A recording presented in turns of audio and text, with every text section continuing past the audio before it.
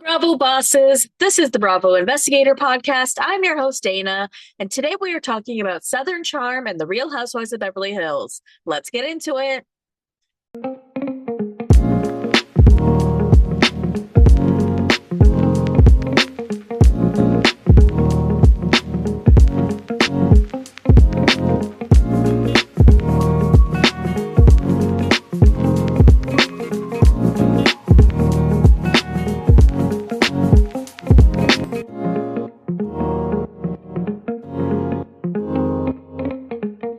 Happy Saturday, everyone. I hope everyone's had a great week.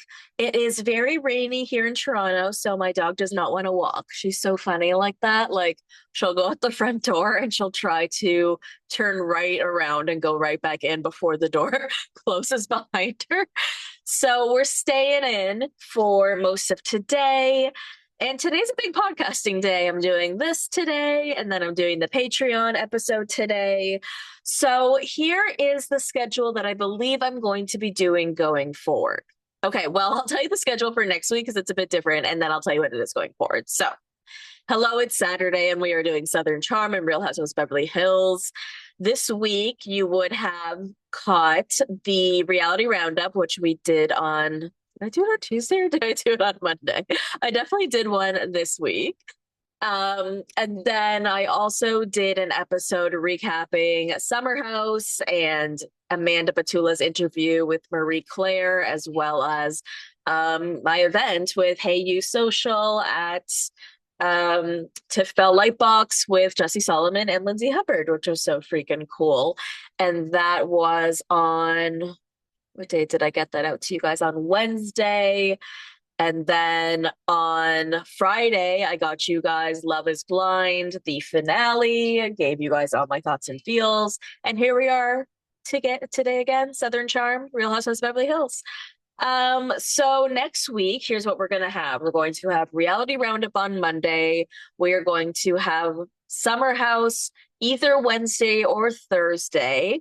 Then on Friday, you're going to have Love is Blind, the reunion recap, and I'll be doing that with Madison Maidenberg from the Denver season of Love is Blind. So that will be really fun. And then on Saturday, you will have Southern Charm and Beverly Hills again, like today.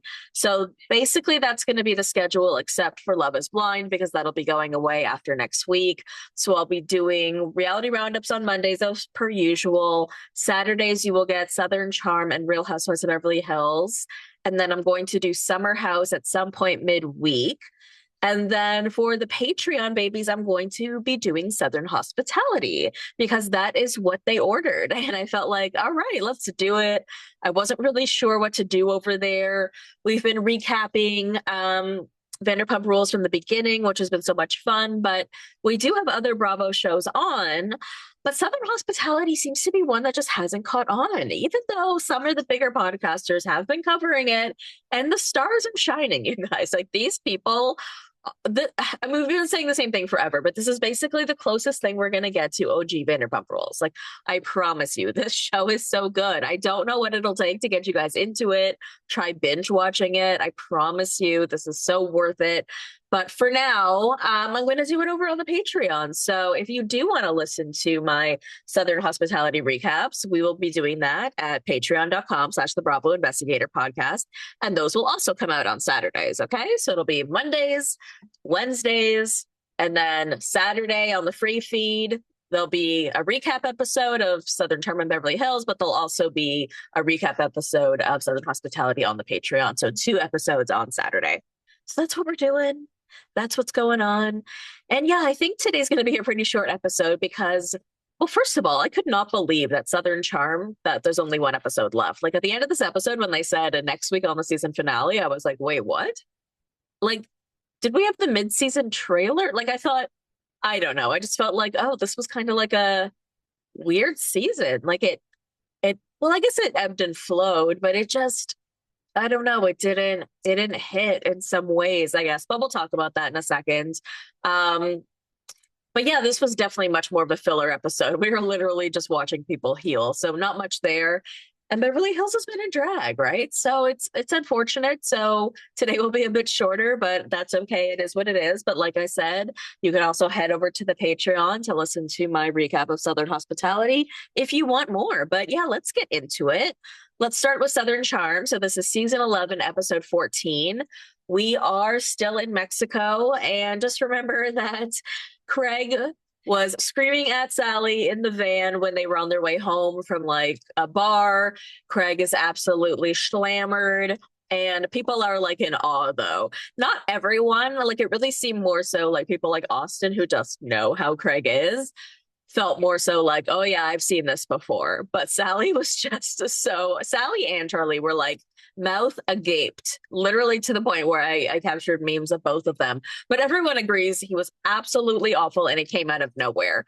And, you know, this is the part of Craig that people don't like and makes him scary. I mean, he's literally been told in other reunions that people are afraid of him. Do you remember that season? Was it like, I don't know if it was last season, where literally Andy's like, who here is afraid of Craig? And almost everyone raises their hand, right? Like, I think that says something. But for some reason, Shep is always feeling bad about Craig and always worried about him. So in the morning, he's telling Austin that he's worried about Craig, who probably feels really bad for his actions. And he gives this example of like, oh, you know, if I did something like that, my mom would say, I know that you feel so much worse than I could make you feel, or something like that. And it's just like, that's not discipline.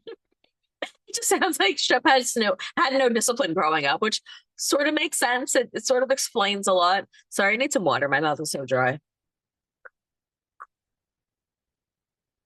But no, this isn't about trying to make sure that Craig is okay. Craig needs to apologize. But Austin, he feels like Craig probably doesn't even feel bad because he never really does about his actions because he's never wrong. And yeah, that is something that we are seeing is like a running theme when it comes to Craig. So we have this scene with some of the girls doing yoga. And Charlie tells the girls that she was so put off by Craig's behavior that she is no longer interested in him romantically. So it is so funny to know that this is the moment that this happens. We obviously know that Craig and Charlie are not together. In real life, she already has another boyfriend. So I guess we were sort of wondering, like, when does it go from one to the other? And like, did they ever date? Right? Like, I didn't realize her disgust for him or whatever was going on between them would end on the show. And it did. And how quickly it did, right? She explains, and like, fair enough. She sort of gave him a little bit of a chance when she figured, okay, when he was yelling about Vanita, at least he was upset about something particular. But here it was about absolutely nothing. And it's absolutely true, right? Like she doesn't want to date someone who's going to go off like that. And she just wants to kind of put a stop to it before it goes any further. And at this point, she hasn't told him. For the rest of the episode, she hasn't told him. And I think it's kind of interesting that he doesn't notice. You would think he would have picked up on like her change in demeanor towards him. The rest of the episode is a lot of like activities. They're either doing like healing activities and a lot of stuff is like partner stuff. So maybe he just, I don't know, just didn't get the chance to really be like close to her. But yeah, she's gonna have to say something soon. This is awful. So the guys go fishing and Shep defends Craig again. And Whitner, who again I love in terms of being a voice of reason. There's something about him though I don't love. Like everybody was saying that like people were defending him in terms of when he came in and yelled at Vanita a few episodes back when it was Vanita, Sally, and Molly. And he just comes in out of nowhere and he starts like yelling at Vanita, defending Sally. And it was very weird. I didn't like it, but a lot of people were defending him in that situation. Maybe I misunderstood it. I don't know. But I loved this because he's also somebody who can come at these things in a much more objective capacity because he's just coming into this group and he's just getting to know them. So he could be like, hey, here's what I'm seeing. And so he feels like Craig doesn't stop the behavior because not enough people are telling him the behavior is unacceptable. Yes, Whitner, this is it. This is the issue. But here's the other problem. Craig is a grown-ass man. Whose responsibility is it to tell Craig that this behavior is unacceptable? His mom?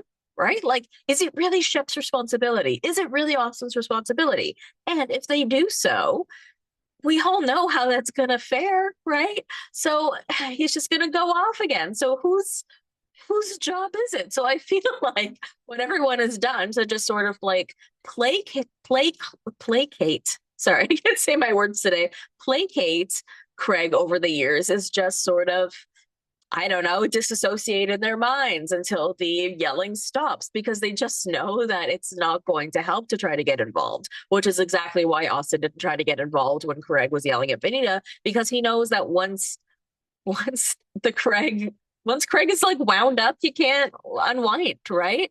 So we have this scene of Whitney and Craig having lunch together, and Whitney asked Craig, if he was really agitated last night and what he was upset about, and Craig just says, "I'm imperfectly imperfect, or I'm perfectly imperfect," which is the best he seems to be able to get out of him in terms of like accountability. He says he probably shouldn't have drank for 12 hours, and it's a good reminder that there's always something to improve on. And he didn't need to react like that. But he says he's not going to beat himself up about it because, all right, he fucked up once in 2 years. Cool. Okay, now Gregory. We all know that that is not true.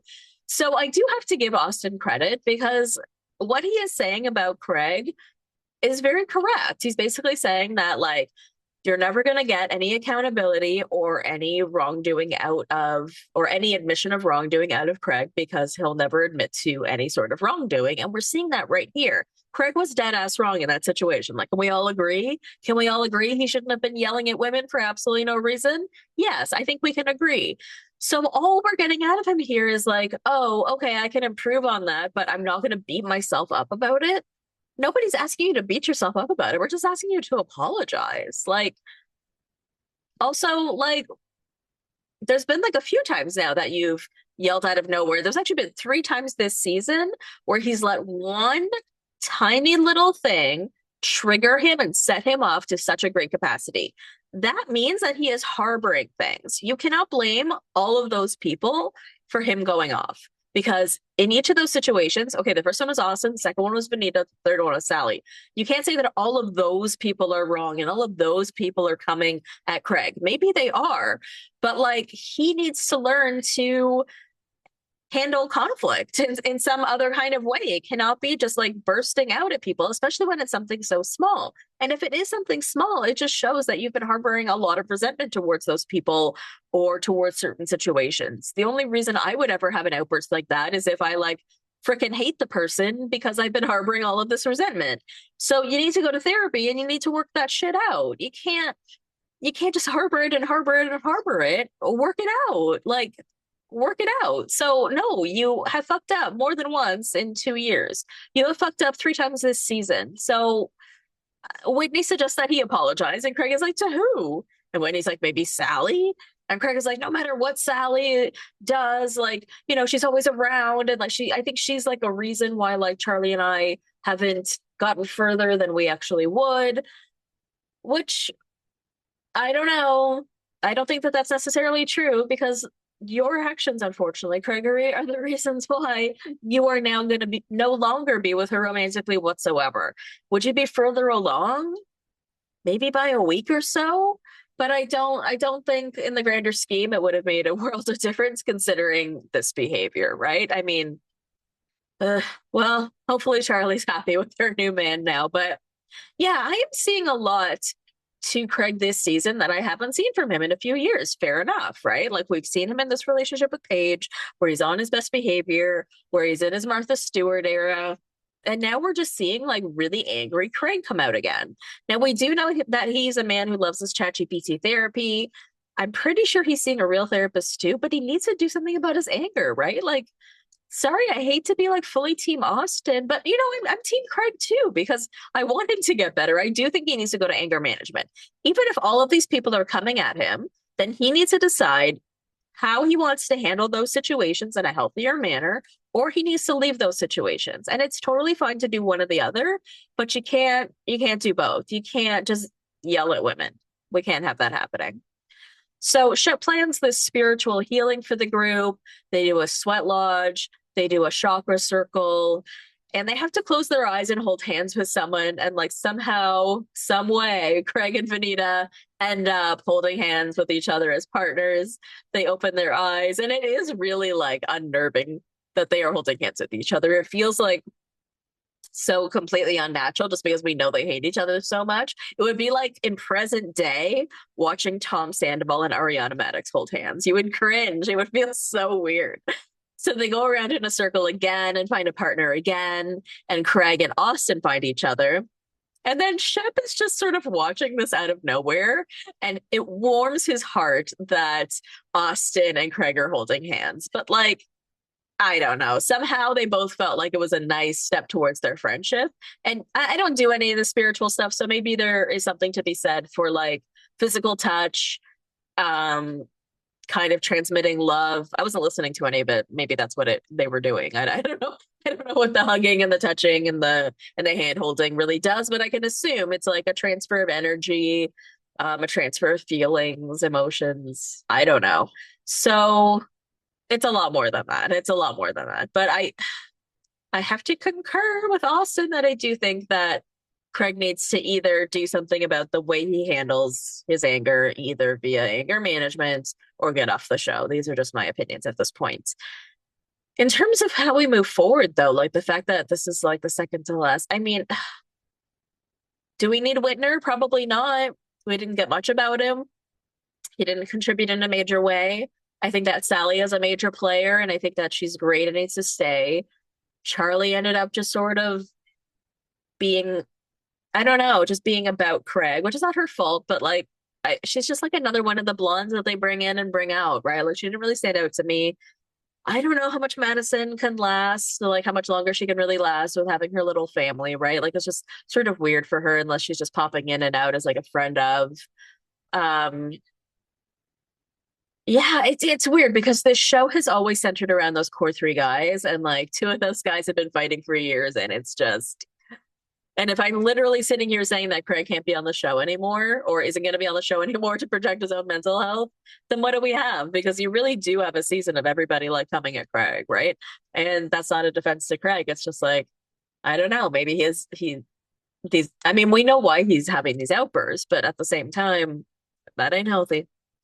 All right, let's move on to The Real Housewives of Beverly Hills, season 15, episode 12. So, not a lot here either. We have Amanda and Kyle going for a coffee. Okay, I was really interested in the fact that Amanda tells Kyle that she gets 3 facials a month. I don't think that that's okay. I've gotten like 1 or 2 facials in my life, but I remember them saying you have to wait a certain amount of time. I don't remember the time period. I literally could Google it, but it makes no sense because listen to this, okay? Like, I'm not a math person, but listen to this because this makes sense, right? She tells the camera that she has to make sure that with scheduling, she doesn't see anyone for 5 to 7 days afterwards. So I guess that's the aftercare. But by that math, she can only see people 1 week a month, right? Because if she gets 3 facials a month and it takes a whole week after that to recoup and you can't see anyone, then you only get to see people for 7 days a month, right? Did I hear that correctly? Does that make any sense? No, that's absolutely ridiculous. So, do you think I mean, we know that she plays up everything she does, but do you think that's even in terms of facials too? Like, it's not that she ever lies, she just plays up. But like, I don't think that's healthy. I don't think that's healthy. Anyways, beauticians weigh in. Kyle tells Amanda that Dorit seems scattered and this is like a new side of Dorit and she's just sort of worried about it. And I just think that this is such a weird storyline thing that Kyle is trying to throw in. We get this concurrent scene where Bose goes to Dorit's house and they're sort of talking about the same thing. Bose tells her that in the Hamptons, Kyle called her. No, wait, she called Kyle and told her on the phone that Dorit was coming off as like erratic and showing up late to things. And Bose, personally, as somebody who is close to Dorit, thinks that she's overwhelmed given that she's going through a divorce, but that is expected. And then Dorit is obviously pissed that Kyle didn't really talk to her about this at all during the 4 days that they were together in the Hamptons. And Dorit says that if Kyle looked inward, they might be able to get back to a good place. So she's just pissed because first Kyle is saying like, oh, you should be cautious about talking about PK on camera because this could like look bad on you and then he could try to get back at you. But now she's trying to use words like mannequin stuff to refer to Dorit when this is stuff that PK can kind of use against her.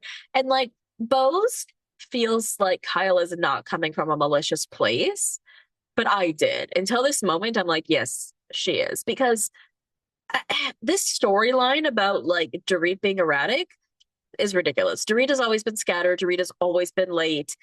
And now she's a single mom. So yeah, it's going to take her a little bit longer to get to things. And she's going to forget stuff, right? Like, are we like Kyle Cook literally just forgot his passport to come to Canada. We made fun of him for it. We didn't call him erratic or manic. And we didn't like, you know what I'm saying? Like, it's she's not picking at something that has enough string. Sorry, I'm just making up a euphemism. You know what I'm saying? Like, there isn't enough there, but there is an implication of like a mental health issue. And that is detrimental to Dorit, right? Like all she cares about right now is her divorce and her kids and all of this stuff, right? So I just would feel it very weird for her to try to get back in Dorit's life, or at least to be neutral by saying this shit of all things. You know what I'm saying? Now, I do agree with Kyle on the one piece in terms of not talking to Dorit about this because she's scared to. Like Dorit is saying, like, oh, she should have talked to me about this during the 4 days we were together. No, I totally understand why Kyle didn't. I totally feel like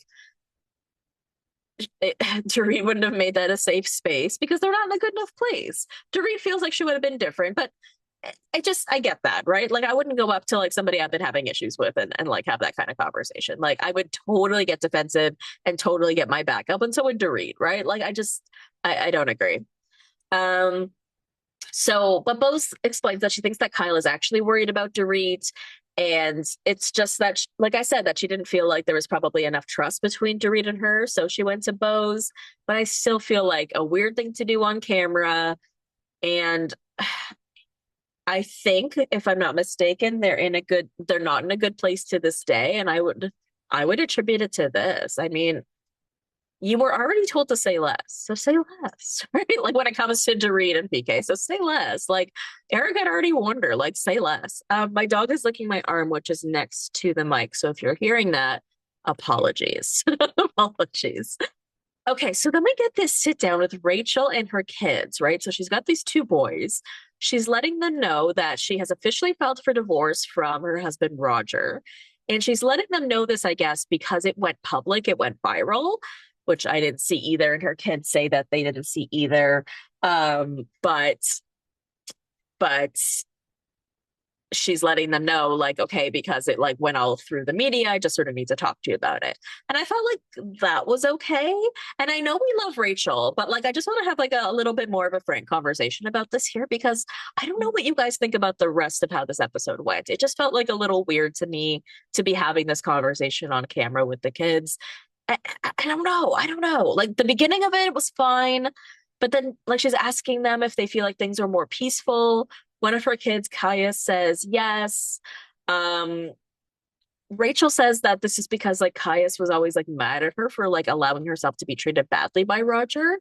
So now I'm like, okay, is this more of a situation of like this is like a bad guy and we're talking about because the way they're talking about him is like he's gone and we're never gonna see him again in a type of way. That's just sort of the vibe that I'm getting of this. Like he's definitely like has never been around a lot, but the vibe I'm getting is like he's gone and things haven't changed much because he's never been around much, but now he's like gone. I but I don't know if that's like fully true because we talk later about him taking them later on. We talk about what happened, I guess, before they went to camp, where apparently Kaya says that their dad took them to the plane that was going to take them to camp. And then this girl appeared who was introduced as his dad's friend. And this is apparently like the new girl that he's dating. Now, Rachel tells the camera that the kids do not want to know her or be around her. And if she were to introduce or if she were dating someone the kids were not ready to be introduced to, then she wouldn't introduce them to the kids, which I totally agree with. Absolutely. That is not something you do automatically. That is not something that you do sporadically where it's just like they're about to like get on a plane. Like that is just such a like a weird thing to do. Your parents have been married forever. You're not officially divorced. And you're bringing this new woman around that is just so completely inappropriate. Like I wouldn't even tell my kids I'm dating someone for like a long period. It would have to be very serious. There would be like so many other stipulations. So this is a very weird thing to do. But I'm very curious what I forget the other kid's name. I'm curious what he thought about it because Caius was more so saying things and he was like, is that person going to be around when I go stay with dad? But it was hard to get a sense of how they really felt, mostly because, I mean, they're kids, they're boys, they're on camera, they're probably nervous. But I don't know. It just felt weird to talk about this on camera. I don't know. Am I being a jerk? Like, I. I love her. Like I said, I really do. It just felt like there was a definite bias in place against Roger, which is fine. If he was an asshole and treated her badly, that's her decision of how she wants to speak about him on camera, which is just different, right? And I just I just don't know what that means for her kids and their family and everything going forward. I don't mean like legally or anything. I just feel like I don't know. It was an interesting way to be let into what's going on. And it just sort of felt like a conversation I shouldn't have been a part of. I don't know. I don't know. I love her though, regardless. So we'll move on. So Bose takes the ladies on a beautiful trip to Italy. Sutton ends up asking to room with Amanda because she felt like she was sort of harsh with her. And that was because of the whole wishy-washiness of the like, did she or did she not have feelings about Dorit speaking too much about PK and the divorce and stuff. So Sutton does end up fully explaining, by the way, on the after show that she did this fully because she felt for Amanda. And you do see some of this here in the episode where Dorit's like, there was a point in time where I was sort of like you, I was new to this group. And I felt picked apart at times, and I don't want you to feel alone. And I feel like that was really sweet of Sutton, right? Like despite how the other women actually felt towards Sutton, I know that she felt so out of place. She's talked about it many times. And so I think it's really, really nice that she sort of decided, you know what, because she was sort of bullying Amanda for a little bit. And then I think she sort of switched her gears in her mind and thought, oh, wait, I was once this girl, right? And then she was like, let me take her under my wing.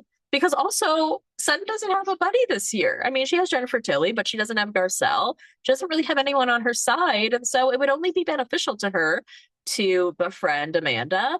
And yeah, I think she saw a lot of herself in Amanda as a newbie. And so she wants to be more helpful because she's just at her core not a shitty person. So Amanda explains to Sutton that she wasn't trying to hurt Dorit with her opinion about talking about the divorce. She also says that she was coming from it from an informed place because everyone felt like you don't even know Dorit and PK, so you shouldn't be talking about this. But she's saying, I'm coming from it from an informed place because I did do a master's in counseling and I worked with families. Now, this is what do you call it? This is a typical Amanda one-uppance thing. But I would agree here, right? I would agree that, when I tried to actually look into her to see what her background was, like she did do this, where she does have this master. She did work with family. I was just like, oh, wow. I was like really surprised to see all of that. And I was like, oh, okay. So she does actually have, you know, what do you call it? Some, not just the award informed opinion. Sorry, you guys, it's Saturday and I'm tired. She sort of does have some education and experience when it comes to this topic.